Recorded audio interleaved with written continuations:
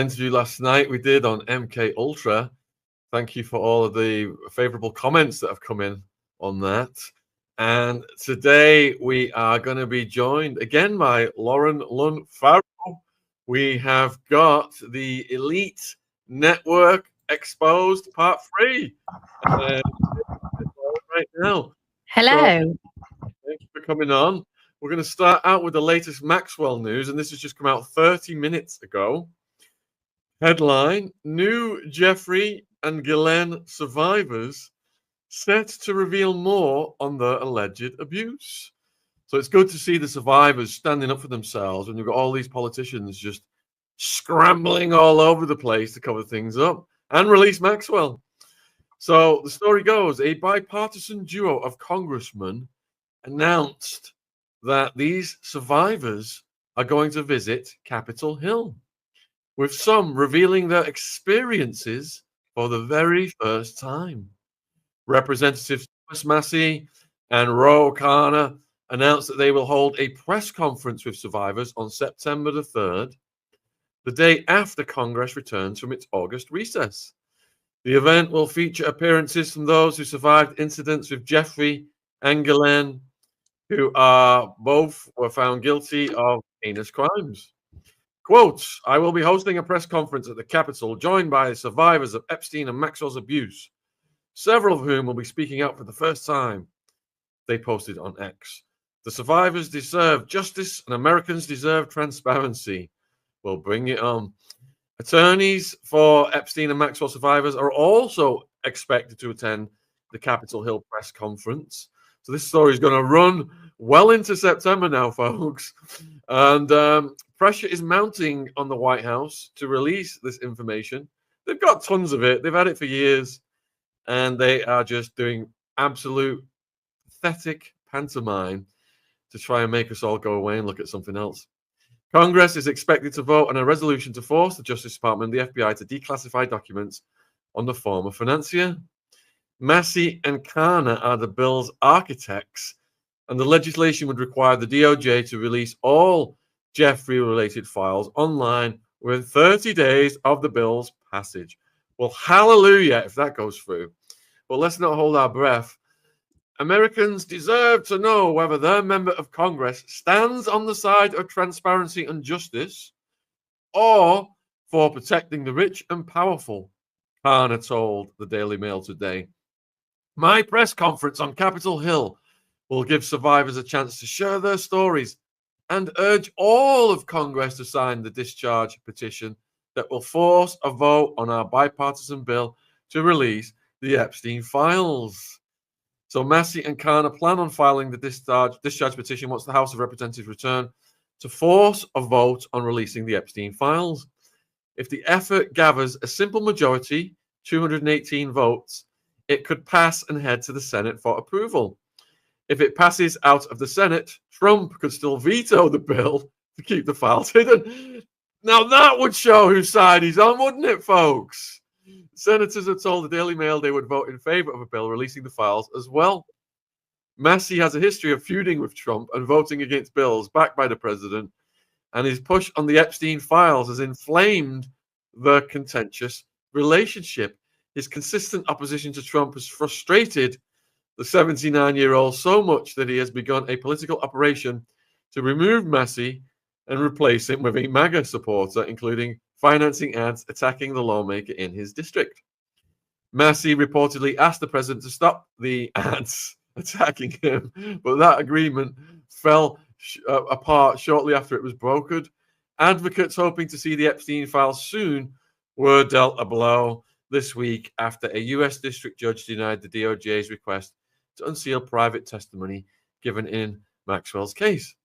And we already reported, Deputy Attorney Todd Blanche met with Maxwell multiple times. Supposedly, she mentioned 100 names. That's been floated around. The House Oversight Committee is also working to uncover additional information on Epstein, his network, and his crimes. Chairman James Comer sent subpoenas to Billy and Hillary Clinton, in addition to others, to have them testify about what they know. We've already reported that one as well. So, Lauren, that is the latest news. Pushback from a bipartisan movement. Survivors, lawyers for survivors, going to be speaking out early September. You know, meanwhile, all the crew that are trying to cover it up, trying to get bigger stories out there, not succeeding.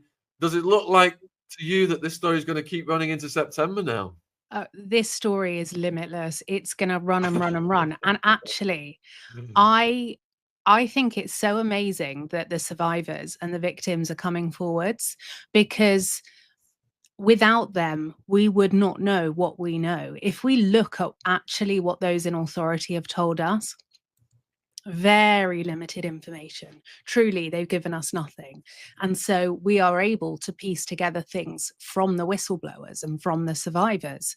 I do not see this getting through and us getting any form of transparency. So again, this is where you have to look at people like Ryan Dawson, and you have to look at what the survivors are saying, because these are the people that are being transparent, especially the survivor stories. And no doubt that politicians or some mainstream media may look to discredit them. Why has it taken so long? This and that. We know that victims and survivors, it can take many, many years for them to come forwards.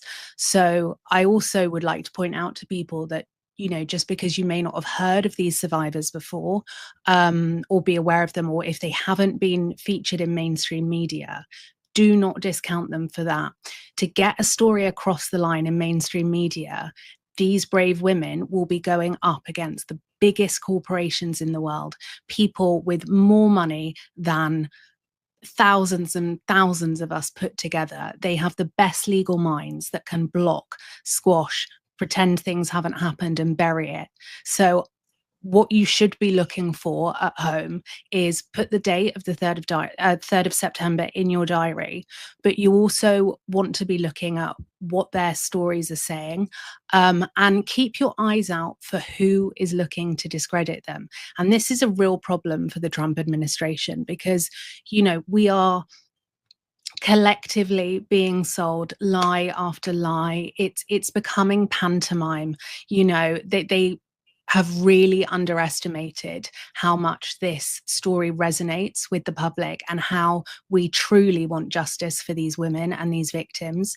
And another collection of brave women coming forwards from, you know, the Trump administration side. This is a disaster for them, because this is going to really amplify everything. It's going to keep putting it back into the front of the news agenda, which I think is incredible. And people will not let this go, and neither should we. We absolutely have to keep talking, and also look at how many of the survivors have been treated appallingly, but also been unalived. And there's, you know, so many horrific stories around what's gone on to these survivors. So I just hope that the women are making sure that they're really safe and surrounded by good people at the moment. Yeah, what irks me is when they say, "Ooh, why didn't the survivors report this when it first happened?" Yeah. Because they're bloody kids, and it takes years to process the trauma.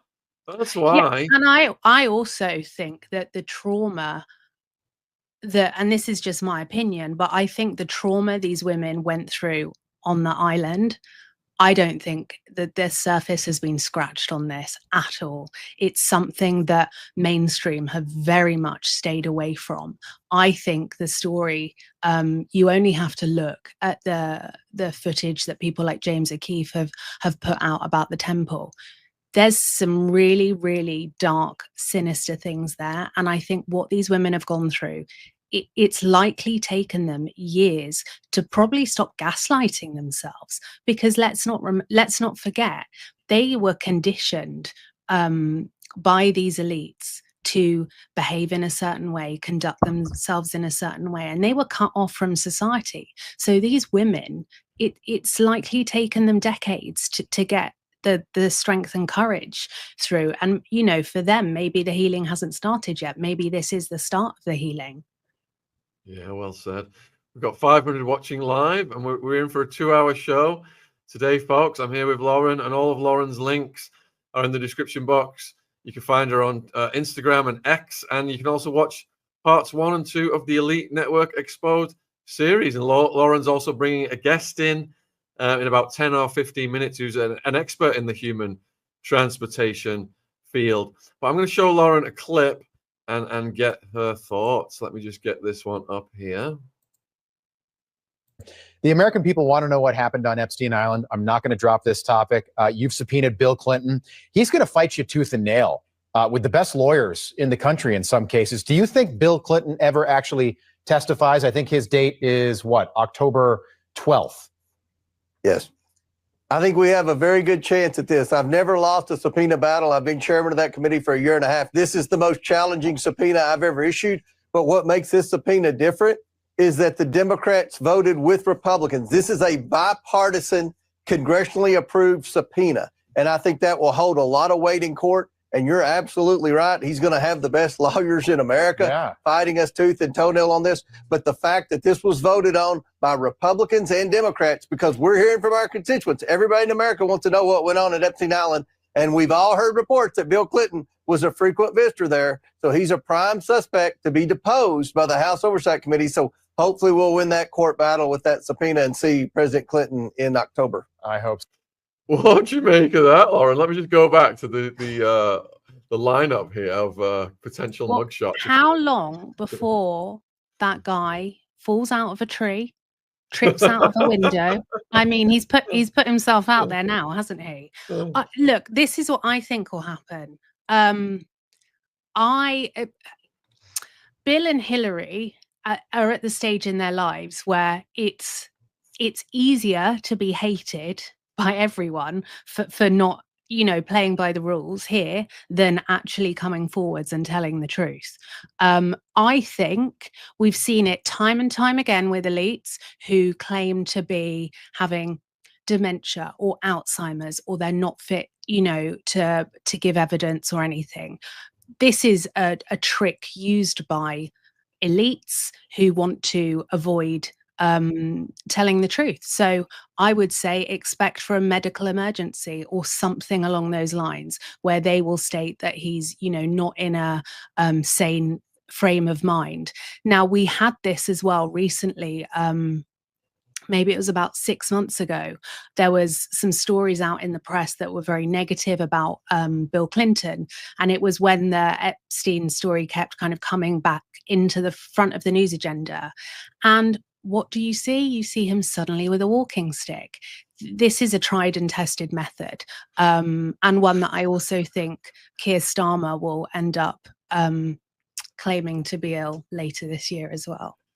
That's a sign. Yeah, it's a strategy employed by the mafia, whereby they get the Sicilian flu, and they get wheelchaired into court. They've got a oxygen thing attached to them. They try and evade justice. But yeah, I mean, look actually, at that. It is such a disgraceful move to pull for these victims and survivors and everyone that, these women have likely gaslit themselves their entire life. They have had their whole of their adulthood ripped apart and, are probably deeply, deeply traumatized. And anyone that withholds the truth from them, it's disgraceful. And this is where the public must not forget. We collectively all have very short memories. The news cycle is rapid. It's constantly moving. But this is a prime example of write down, if you're watching, 3rd of September, write down what I've said about an illness or not being, in a sane frame of mind. I would love nothing more than to be wrong. I would love them to show up. I would love for there to be truth for the victims and survivors so they can start, on their healing journey and actually have the truth put out there and transparency. But I would be absolutely shocked because I've seen and I've had clients who, who have done it before. When you are in a really sticky situation and stuck at, in a cul-de-sac and can't get out, you have to pull some fast moves. And it's below the belt and it's not morally correct, but this is my bet of what I think what they will do. So they're so desperate to get this news story out of the news cycle, folks, that they're now pushing this narrative that Epstein Google searches are down approximately 90%, and the Epstein story now, the Google searches are now Trump and Putin instead of Trump and Epstein. Let me show you what I'm talking about. Political point of view quickly turning into a dud of a story. What am I talking about here? Which is wild. Which is wild. Which is this has been for 3 weeks. Exactly. Take a look here. Google searches for Epstein. 89% versus just 3 weeks ago. Falling through the floor. It is no longer the top term search. Putin with obviously the meeting coming up later this week. Let me be clear. The fact that people are searching now more, is Donald Trump going to surrender Ukraine without Ukraine being in a room with Vladimir Putin? Doesn't mean that people have forgotten or don't care about the Epstein files. Also, the Epstein files are not the number one issue on people's mind. The number one issue on people's mind is affordability, our stupid, being able to live. But no, the Epstein link is there because it ties all of Donald Trump's lies together. Just to So credit the Midas Touch Network for that clip. You're an expert on news cycles, Lauren. What do you make of that? First of all, discredit CNN, mainstream propaganda. Secondly, we know that people are using Grok on X far more now. It's really becoming part of people's way of searching for news, and ChatGPT.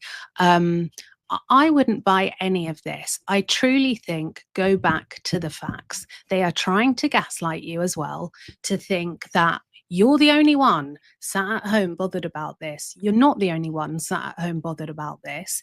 And without us continuing to make noise and become an almighty mosquito or thorn in their side, it wouldn't have gone on this far. So absolutely, it is still of huge relevance. And actually, regardless of if people are clicking, it should be of huge relevance to the Trump administration, and transparency should have been delivered a long time ago. Yeah, I agree. And here's another one of the cover-up merchants. Let's see what this guy's saying these days. Who are now all of a sudden so interested in the Epstein files. For 4 years, Joe Biden and the Democrats did absolutely nothing about this story. We know that Jeffrey Epstein had a lot of connections with left-wing politicians and left-wing billionaires. And now President Trump has demanded full transparency from this. And yet somehow the Democrats are attacking him and not the Biden administration, which did nothing for 4 years. here's JD. How did it go from they were going to get in and give us full transparency? Nothing to see here. Move on. Boring old story. Yeah, you're still talking about it. No. He wants full transparency again. Also, this is what I find incredibly frustrating. You know, what JD Vance says is true.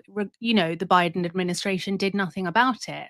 But we heard Trump really gaslight a news reporter when they asked about this story.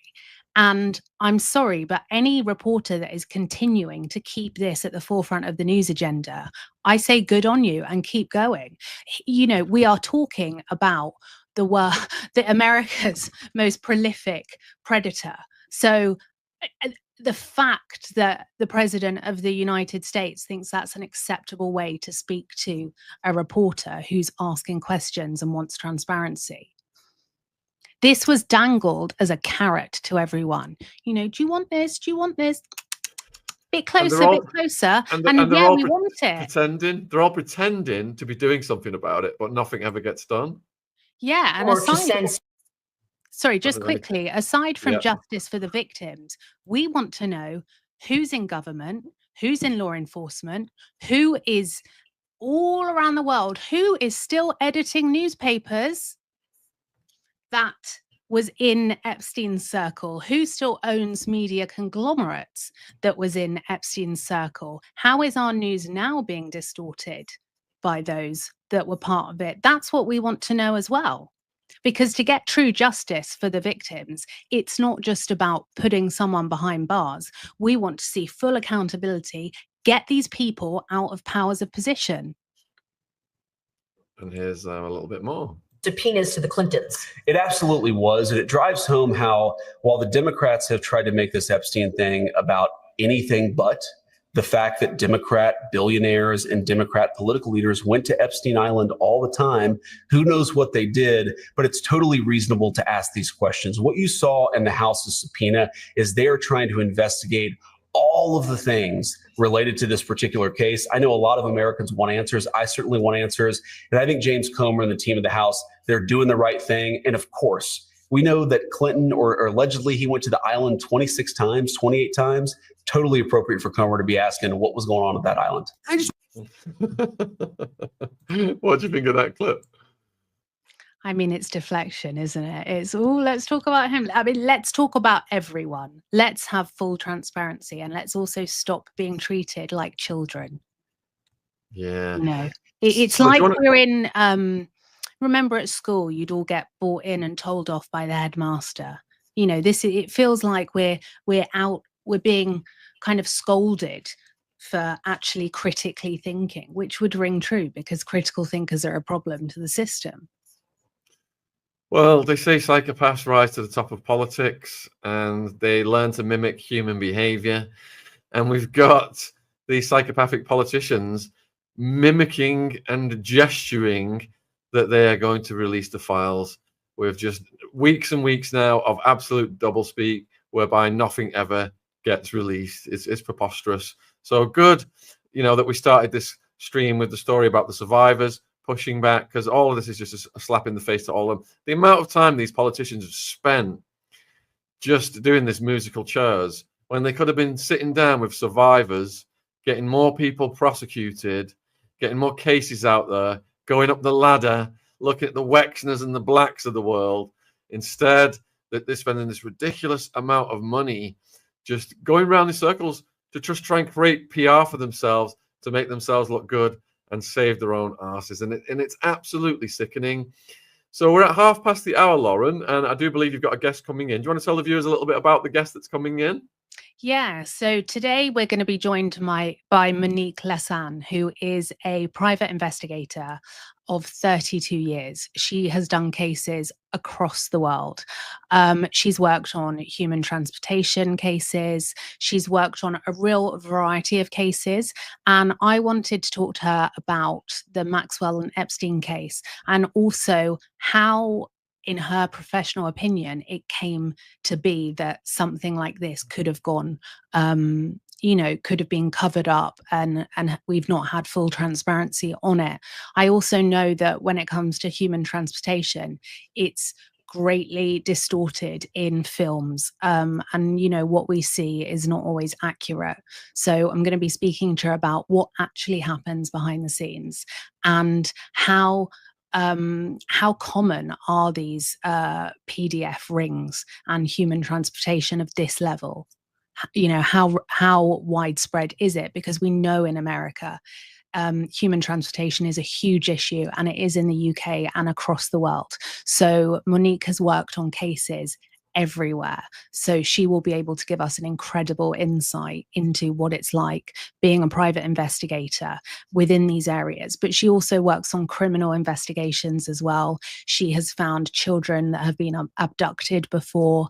So her knowledge of crime and the underworld is vast. And she's also an author of a book called The Children of the Underworld, which is linked in the description box. Great. And then on Saturday, I've got a show from 8 to 10 with an MK Ultra survivor who's also going to talk about alien abduction. And you potentially also have a show on Saturday, don't you, before that one? Do you want to tell the viewers what's in store? So I've got a show 6 till 7 on Saturday, and we are going to be speaking to an incredible private investigator regarding Diddy and some new news, and it's one not to miss. Right, over to Monique. Here she is. Hello. Hi, Monique. How are you doing? Okay, very good. Thank you for having me. Good. Can you hear and see me okay? I can see you now. Yes. Lovely, lovely. Well, thank you for joining me. And let me just minimize that 2 secs. So I wanted to chat to you about the human transportation because as a private investigator, you've worked across hundreds and hundreds of cases. Sometimes for us reading the press, it's really hard to understand how someone like Epstein and Maxwell are able to run what seems like a kind of a global transportation ring. How does it happen? And I understand that's a kind of a big question for a hugely complex topic, but how does it become? Because we all we have really is survivor stories, and we've been given very, very little information from officials. Well, let me first introduce myself. I'm Monique Lestan. I've been a licensed investigator for 30 years, and I have my own company for that long. And I have done all different types of investigation. Child transportation or young people transportation is a huge thing. But it goes down to the subject of missing children first. How do kids go missing in the first place? That's the bigger question. And then we can get to Jeffrey Epstein and Ghislaine Maxwell afterward. Mm-hmm. First of all, the subject of missing children, you have to understand that, for example, you're in England, in the United States, where I'm from, 300,000 people go missing from North America alone. 100,000 of those are kids of all ages, and from 2 years old all the way to 17 years old. And the way they go missing, and in fact, in the last 10 years, they go missing more and more because of the social media. They get lured into the world of unknown. The mystery of the social media is to get to know people you've never met before. You think you're meeting someone your own age, but you're actually meeting someone much older. And once you get lured into meeting them in person, you'll find out they are much older, they're not alone, and they will take you away. That's one of the ways kids or young adults get kidnapped. Let me be very clear. There's a huge difference, and I do want to get back to your question about Jeffrey Epstein, which is a very important subject. Kids up to 2 or 3 years old, they go missing. And if they do go missing, they don't come back. They're gone to a lot of adoption companies. They're part of their child transportation as we speak. It's a worldwide phenomenon. They get sold immediately to a family that don't have children, but they have the money. And I can tell you a case that I actually worked on in Brazil. From 3 years old all the way until maybe 8 or 9, those kids, they keep them virgin. They don't touch them. They get sold to countries like Afghanistan and Dubai and Iraq and places, that it's very important. It doesn't really matter if it's a girl or a boy, they get sold for the benefit of the elite of those countries, which is the Taliban or, Prince, whatever. I don't want to really name anyone. But it does happen often. Of course, there are countries that are the source countries and there are receiver countries. England and United States are receiving and the source countries. Russia is a receiver and source countries. They have a lot of money. But countries like Moldova or Ukraine or a lot of Eastern European countries are the source countries. They don't have much money and they need to make money. The kids that are taken from maybe 10 years old until 17, they are the most wanted. They are the target of child transportation mafia, which we can call it, it's everywhere. The way it happens is that they are coerced, they are taken against their will, they also rape or taken advantage of. R word. Yeah, they're taken advantage of.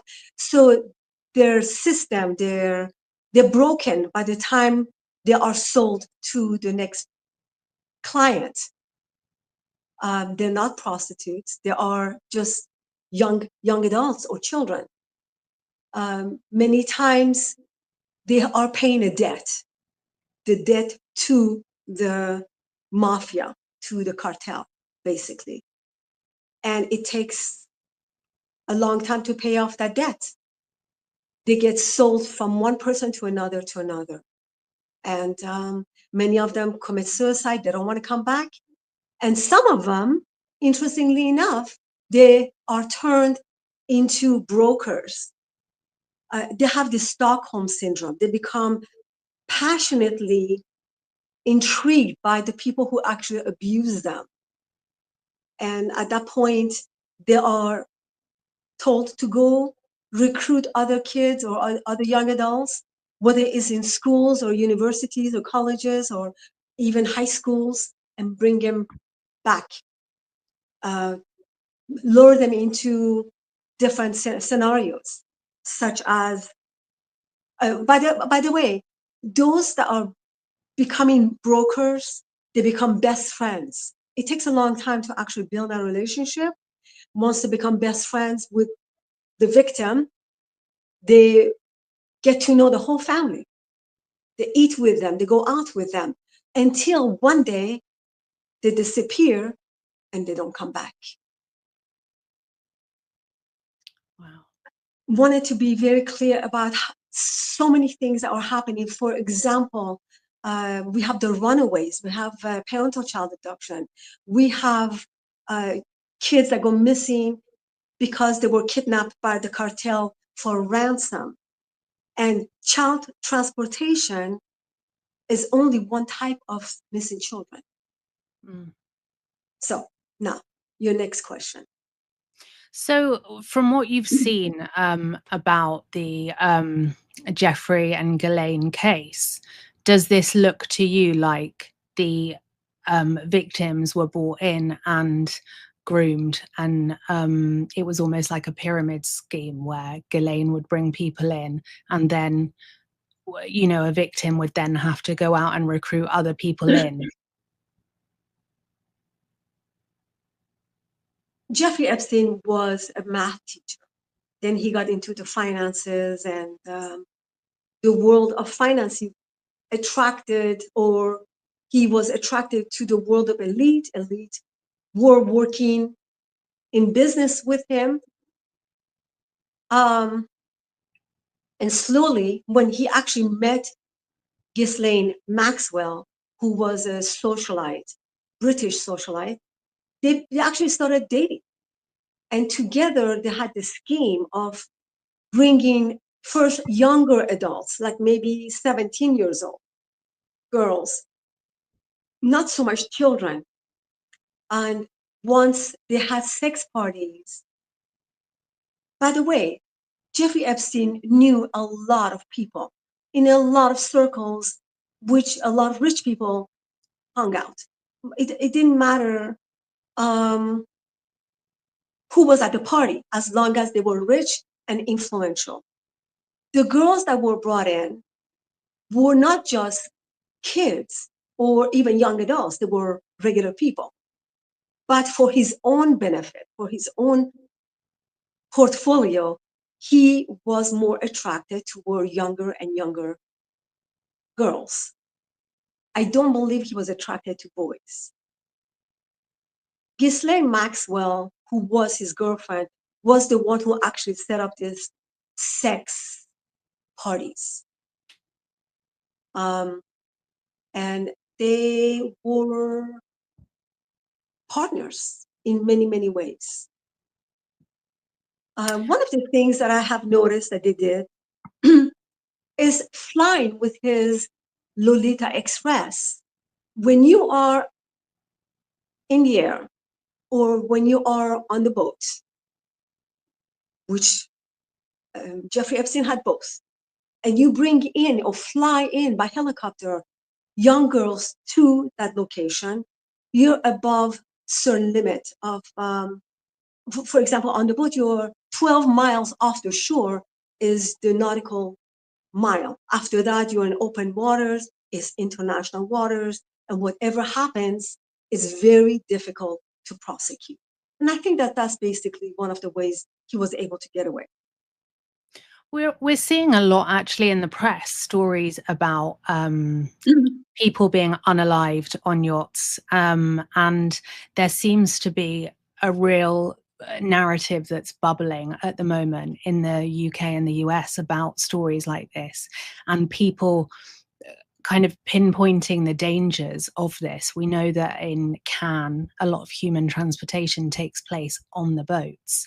Is this something, you know, this isn't a conspiracy, this isn't a rumor, is this something happening that you've seen, purely because obviously the international waters is such a gray area?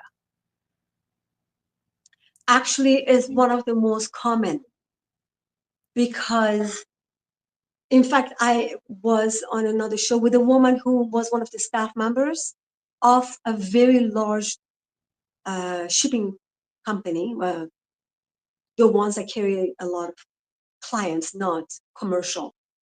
And after a while, she actually noticed that these kids are younger and younger, not just girls that are being flown in, but they're as young as 12 years old with a lot of makeup and very sexy clothes.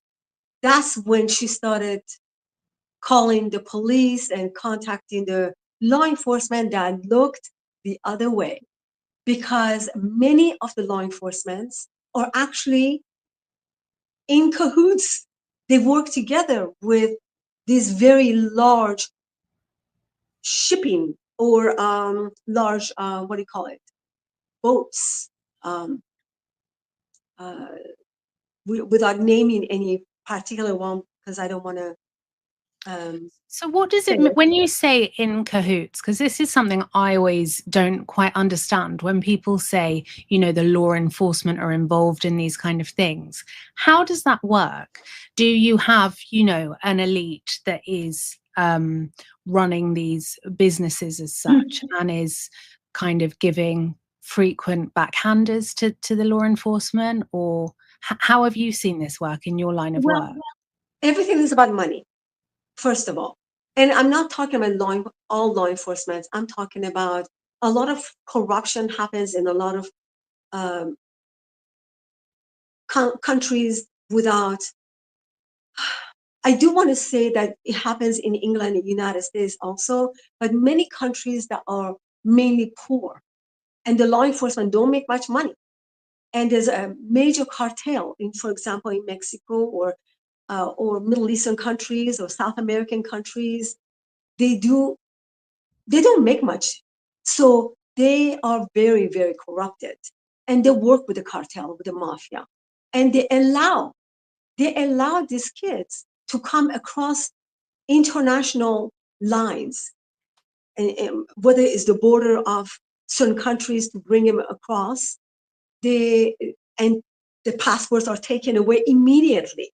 And that's how the kids have to work this debt back to this cartel.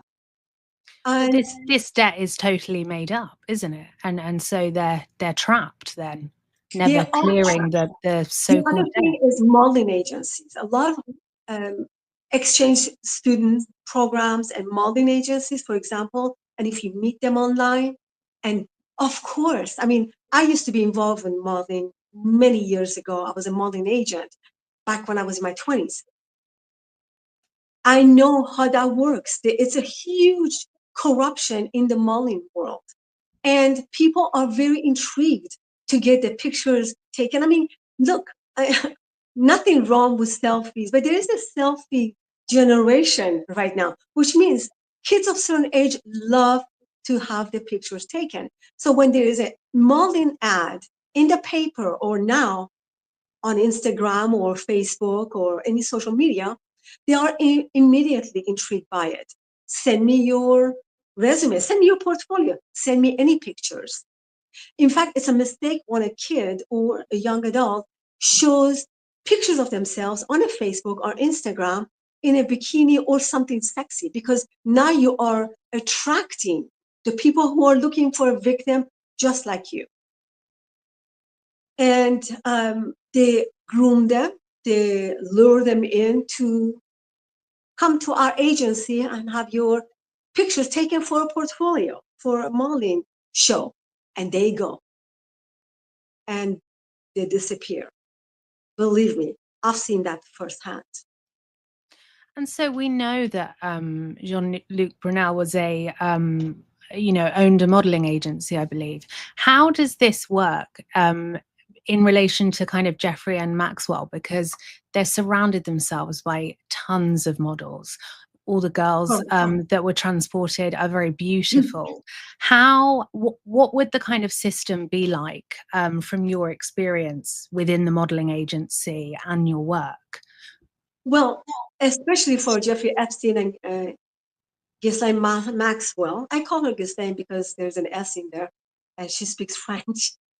I mean, you can call her anything. She's a hideous woman. You don't even have to get the pronunciation right, Monique. I don't worry.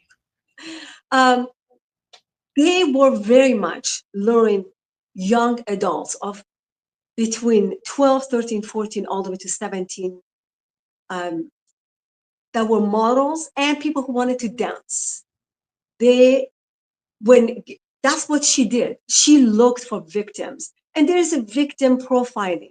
I don't know if you know this about my work. I have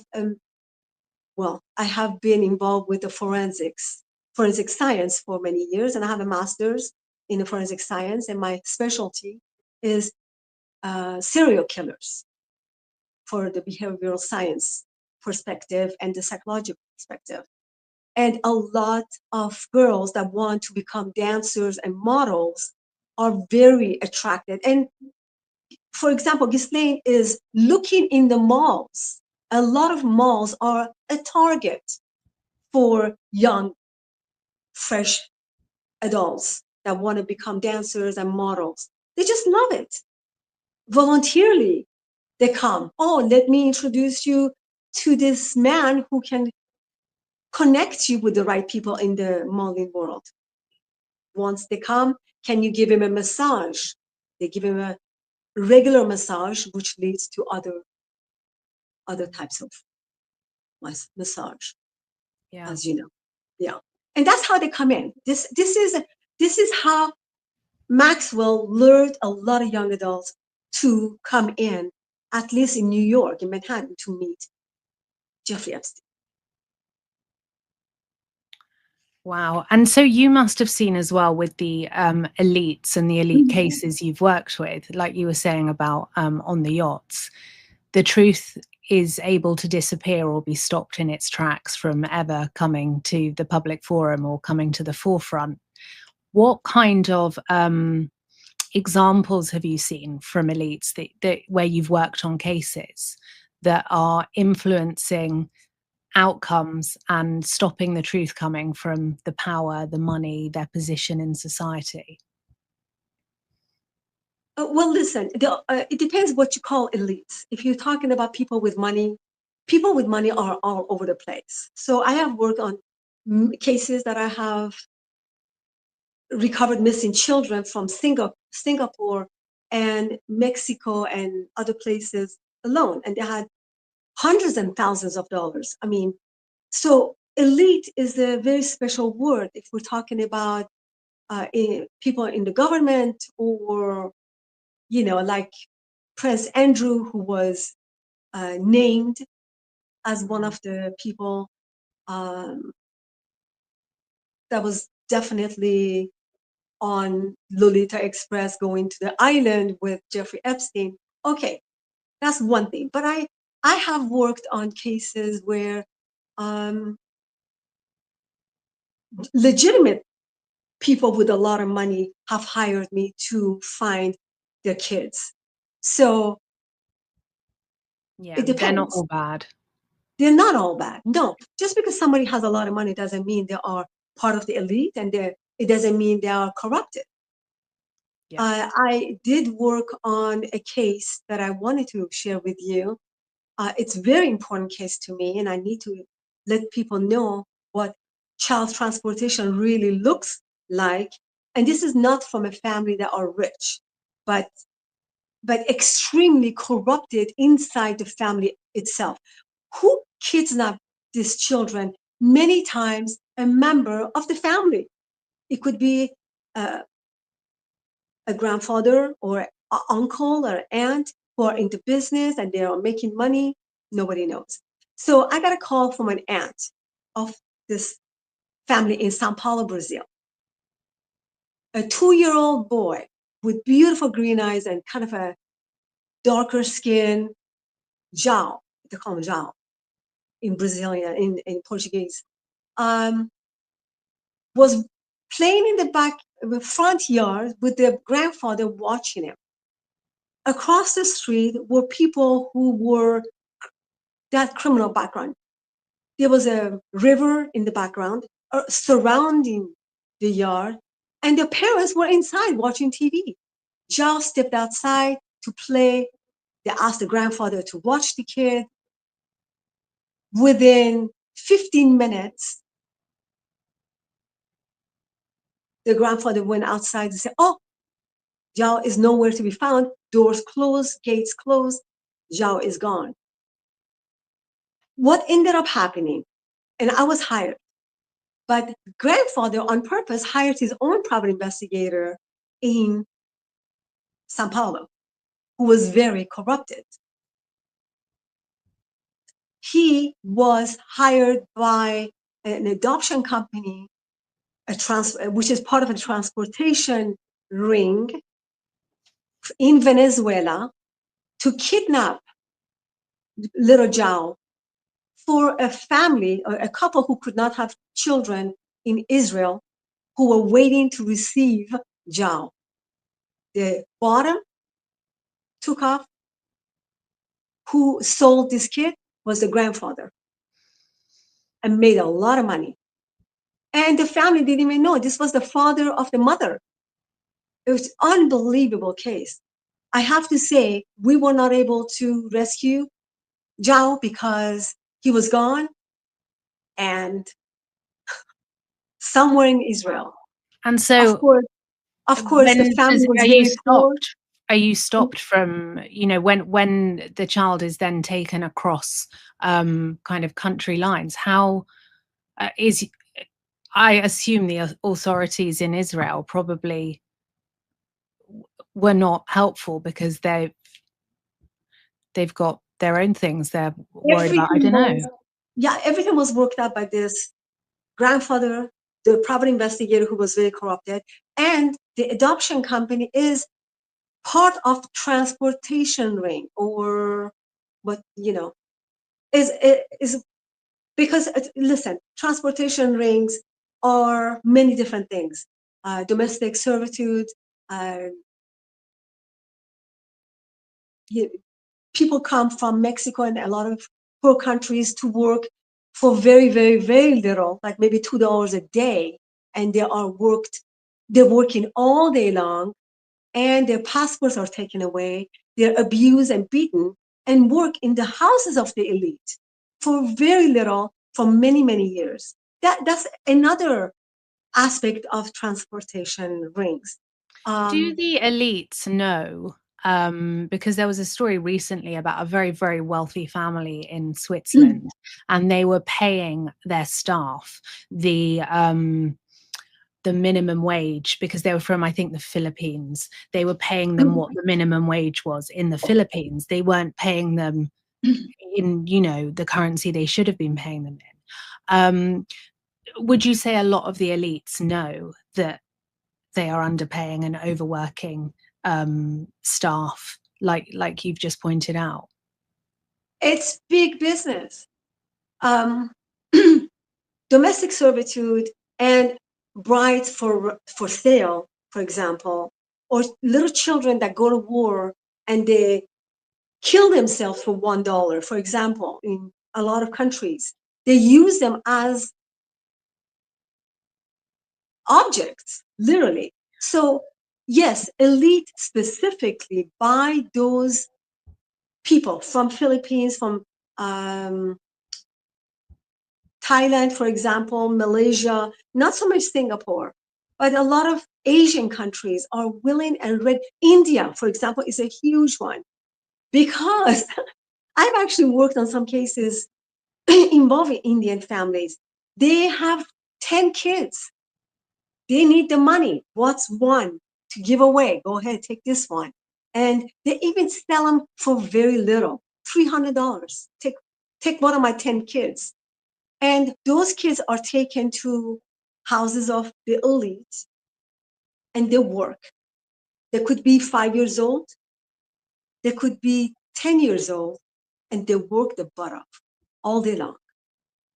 And they don't come back.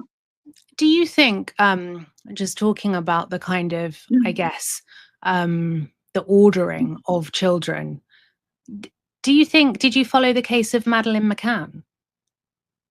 I know about it. Do you think that was a case where she was transported kind of by order? I barely read about it, and I don't really have a big opinion on it, but I do believe that it was. Yeah. And just to go back to a point on the elites, so people that are very, very wealthy, for them, it would make no difference to them if they were paying someone £10 an hour or £20 an hour.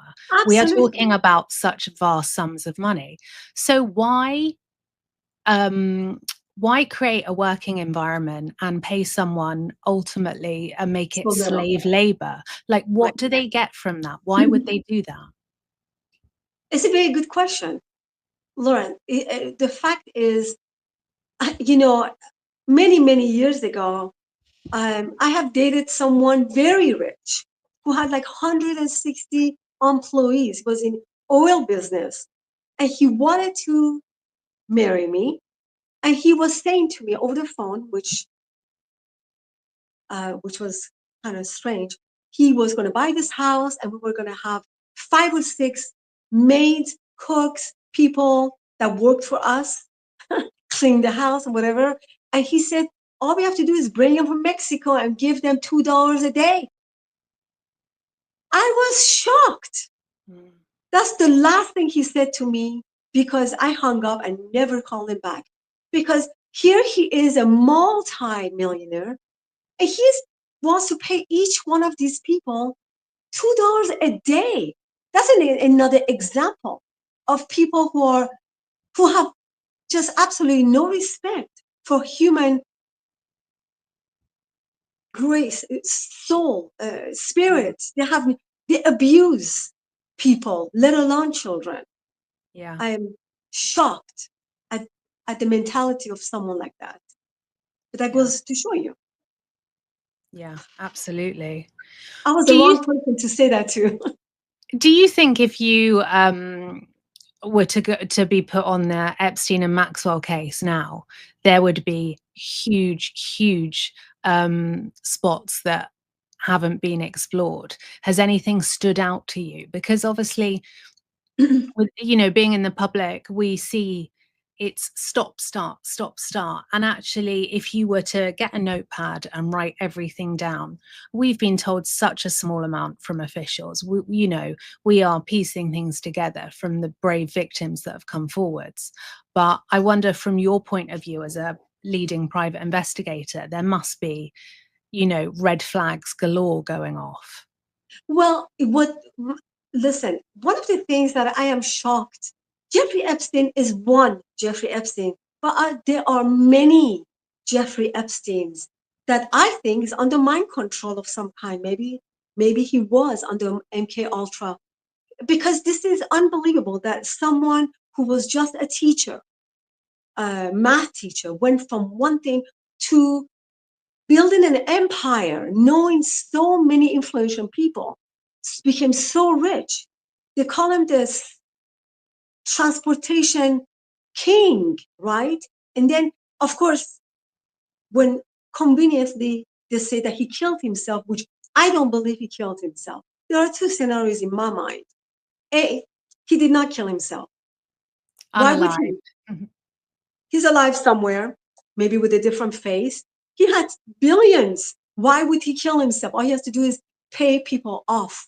Plus, and I've done a lot of research on this, and I haven't seen his dead body. I've seen people standing in front of a dead body. Maybe if it was even considered a dead body, but I've never seen it, the body. Maybe it's my forensic mind thinking, but where are the forensics on this? Second, if he did kill himself, he did not kill himself, he was killed by the people who wanted to hush him because he had videos and information and on so many people, and that's how he was able to survive for all these years, because he had so much evidence on the elite. I think something that's been really something that they would like us to all believe is it was just Jeffrey and Ghislaine, and it's simply you do not have an international transportation ring with just two people. What Correct. do you think we're not being told? Well, first of all, he had whole staff in the island. He had that all going on. What I'm kind of wondering, if he had something else going on behind the scene, was he part of another type of system or program? Could it just be the abuse of kids? Or did he build those kids for another reason? Maybe, for example, Montauk projects in Long Island, New York. It was a place that they had the Montauk boys and girls, especially boys, trained and broken by abusing them, physically abusing them, and breaking them into different categories for assassinations, to build Manchurian candidates of the future, to just from certain age to certain age. And I have talked to Stuart Swerdlow, who was one of the Montauk boys, who later became one of the abusers of these kids. And he was under mind control. And then one day he came awake, he understood what was going on, and now you can't shut him up because he speaks a lot of different places about the Montauk. So is it possible that Jeffrey Epstein was part of a programming of these kids for a different reason? Maybe a continuation of a program that Joseph Mengele